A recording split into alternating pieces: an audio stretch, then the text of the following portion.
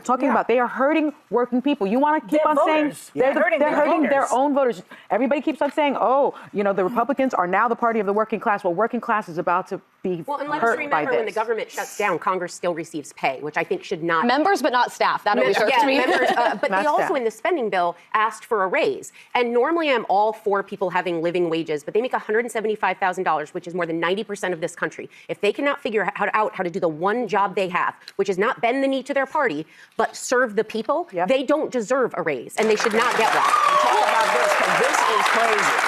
Yeah. Well, what we just handed this card, there's a lot of conflicts of interest with Elon Musk. Tesla received $41.9 million in federal contracts, about $4.9 billion in government subsidies, Yes, they did. a $465 million low-interest loan from the Department of Energy. Yes, when the company began. So these are all the things he wants to cut. Yes. That's the piss off. Yes. He wants to cut, he wants to keep other people from getting these same subsidies. I don't understand. You know, listen, they keep talking about how the elites are in. Well, now the elites are in, and this is how elites treat you.